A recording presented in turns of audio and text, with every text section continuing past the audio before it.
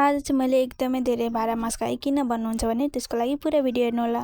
So hello and नमस्ते साथीहरू, स्वागत छ हजुरलाई मिनी ब्लगको डे 11 मा।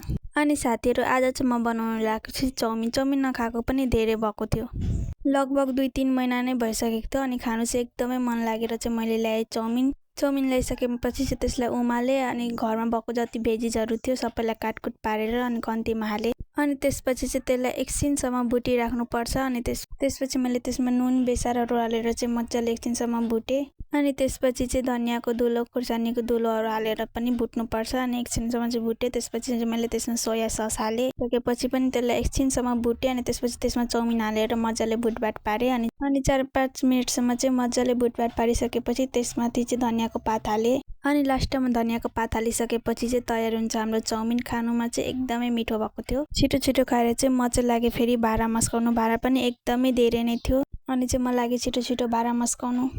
अनि भारा मस्काइसकेपछि चाहिँ यसो हेरेको त किचन पनि एकदमै धेरै फोहोर थियो। अनि म चाहिँ तेनानी ग्यासहरू पनि पुछेर चाहिँ मजाले राखिदिएँ।